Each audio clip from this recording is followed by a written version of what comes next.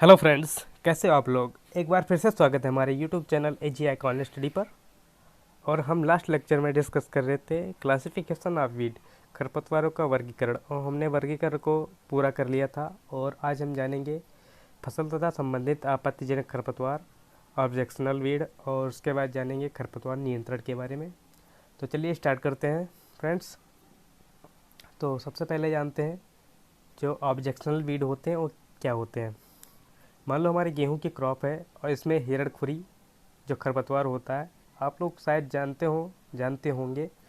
और जो गेहूं की क्रॉप है और जो हमारा जो खरपतवार है हिरणखुरी और गेहूँसा, ये जो दोनों उगते हैं गेहूं की फसल में उगते हैं, इसके बीज और गेहूं के बीज एक समान होते हैं, इनको अलग करना मुश्किल होता है।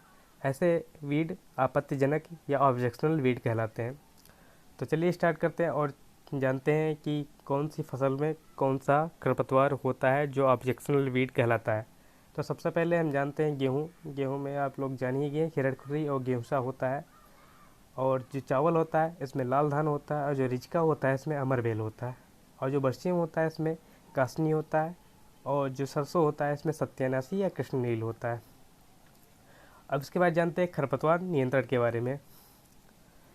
तो सबसे पहले जानते हैं वीड प्रिवेंशन यानी निषेधात्मक उपाय। मान लो हमारा खेत है ये, और इसमें जो बाहर से आ रहे हैं खरपतवार, इनको रोकना ही वीड प्रिवेंशन कहलाता है। ये किसी भी माध्यम से खेत में प्रवेश कर सकते हैं, या मनुष्य या जानवर, या फिर जो हमारे यंत्र होते हैं जो कार्य करते हैं जिन यंत्रों से खेत में, वो कोई भी यंत्र हो सकते हैं। इनके माध्यम से खरपतवार जो खेत में पहुंच जाते हैं, इनको रोकना ही वीड प्रिवेंशन कहलाता है। वीड प्रिवेंशन सबसे अच्छा उपाय है खरपतवार को रोकने के लिए। तो हम जानते हैं खरपतवार नियंत्रण की विधियाँ। तो सबसे पहले जानते हैं भौतिक या यांत्रिक नियंत्रण, फिजिकल एंड केमिकल मेथड। जो भू परिष्करण होता है, इसमें हैंड हॉपिंग होता है, जल प्लावन होता है, मल्चिंग होता है। इसके बाद जानते हैं हम केमिकल कंट्रोल के बारे में। केमिकल कंट्रोल सबसे ज़्यादा भारत में किया जाता है। जो फिजिकल और जो होता है मैकेनिकल कंट्रोल, ये कम किया जाता है। तो सबसे पहले जानते हैं क्लासिफिकेशन ऑफ हर्बिसाइड यानी खरपतवार नाशियों का वर्गीकरण। इसमें वर्णात्मक सेलेक्टिव हर्बिसाइड आता है और नॉन सेलेक्टिव हर्बिसाइड आता है। जो सेलेक्टिव हर्बिसाइड होता है वो टू टाइप का होता है।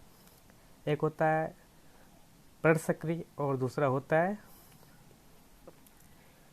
मृदा सक्रिय।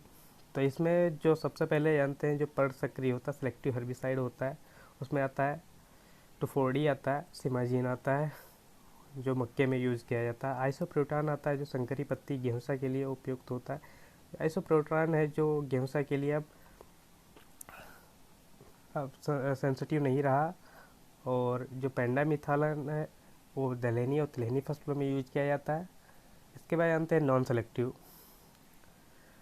इसमें आता है पैराक्वाइट, डाइक्वाइट, वीडाइल और ग्लाइफोसेट कंटेंट्स हर्बिसाइड यानी संपर्कनाशी। इसमें हमारा पौधा है ये हमारा पौधा है। इसमें जब हम पौधे पर कोई भी वीडीसाइड या हर्बिसाइड डालते हैं, तो इस पे जहाँ पड़ता है हर्बिसाइड वहाँ पर ही वो कार्य करता है। ऐसे जो हर्बिसाइड होते हैं उनको संपर्कनाशी कहते हैं। जो भाग संपर्क में आता है उसी पर प्रभाव होता है। जैसे एक का एग्जाम्पल है पैराक्वाइट, डाइक्वाइट और ग्लाइफोसेट। और जो होता है सिस्टमेटिक ससंगरनाशी, इसमें टुफोडी और सिमाजीन आता है।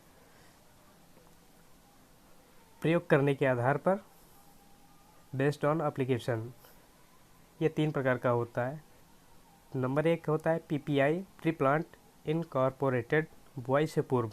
जो हमारा खेत होता है उससे कोई भी क्रॉप बोने से पहले इसमें जो हर्बिसाइड डालते हैं वो प्री प्लांट इनकॉर्पोरेटेड कहलाता है। इसमें फ्लूक्लोरेलिन और इसको बेसालिन बोल दिया जाता है। उसके बाद जो होता है ट्राई फ्लोरेलिन आता है। और हम इसके बाद आता है जो वो है फ्लो, क्लोरेलिन, बेसालिन और ट्राई फ्लोरेलिन एवं सभी शाकनाशी जिसके अंत में लीन लगा होता है वो पीपीआई प्री प्लांट इनकॉर्पोरेटेड में आते हैं।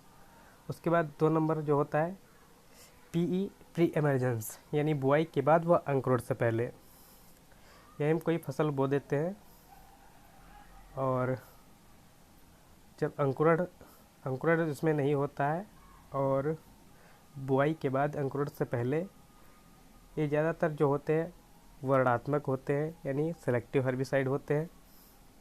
इसमें जो आता है एट्राजिन होता है, सिमाजिन होता है, पेंडामिथेलिन होता है और प्रोमेटीन होता है, एल्काक्लोर होता है, ब्यूटाक्लोर होता है, डायूरान होता है, नाइट्रोफेन होता है।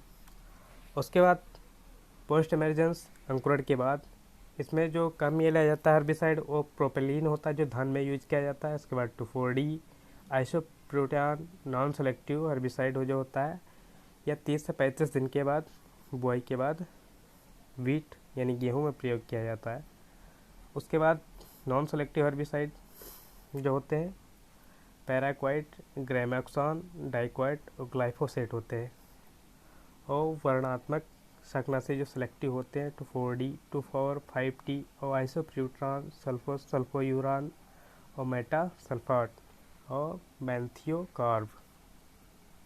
ले बाई एप्लीकेशन के बारे में जानते हैं। फसल में अंतिम भू प्रसंस्करण से पहले खरपतवार का प्रयोग करना। मान लो हमारी कोई फसल लगी खेत में और यह फसल हार्वेस्टिंग से पहले, हमारी फसल कटने वाली हार्वेस्टिंग से पहले उसमें हम हर्बिसाइड डाल देते हैं जो कि दूसरे फसल के लिए डाला जाता है हर्बिसाइड। यानी इस फसल में तो ये इसका काम नहीं रह गया तो कटने वाली है और दूसरी फसल जो हम बोने वाले हैं उसके लिए हर्बिसाइड को डालते हैं, उसे ले बाई एप्लीकेशन कहते हैं। उसके बाद जानते हैं जैविक नियंत्रण और बायोलॉजिकल कंट्रोल के बारे में। खरपतवारों का सूक्ष्म जीवों की सहायता से नियंत्रण करना पैरा बायोलॉजिकल कंट्रोल कहलाता है। इसमें जो बायो एजेंट आते हैं, सर्वाधिक बायो एजेंट हाइमेनोप्टेरा गण के होते हैं। जो सबसे पहले यूज किया गया 1921 में जो बायो एजेंट था वो था क्रोसिडोसोमा लेंटाना, जो कि लेंटाना कैमरा के नियंत्रण के लिए किया था। ये 1921-1920 के आसपास किया गया, जो ये असफल रहा, मतलब कुछ हद तक काम किया। और उसके बाद 1926 में यूज किया गया बायो एजेंट देकाई लोपस और पिनेसी, जो कि नागफनी में यूज किया गया या श्रीलंका में यूज किया गया। 1982 में निकोटीना ब्रूची जलकुंभी, जो जलीय खरपतवार है और सबसे खतरनाक खरपतवार है या जलीय, जो कि यूएसए में इसका यूज हुआ। और 1983 में जाइकोग्रामा बाइकल राटा, जो कि गाजर घास है में होता है और इसका मैक्सिको में यूज हुआ। उसके बाद जानते हैं कवकनाशी यानी माइको हर्बिसाइड। इसमें जो होता है कैल्गो होता है जो कि चावल और सोयाबीन में यूज होता है। बायो लैरिस डिवाइन एक कवक शाकनाशी होते हैं माइको हर्बिसाइड। और जो खरपतवार उन्मूलन होता है, खरपतवारों का सह मूल नष्ट करना खरपतवार उन्मूलन कहलाता है। यानी खरपतवार को बिल्कुल ही नष्ट कर देना है, जड़ से उखाड़ देना, उनका उन्मूलन कर देना खरपतवार उन्मूलन कहलाता है। या बहुत कम ही संभव हो पाता है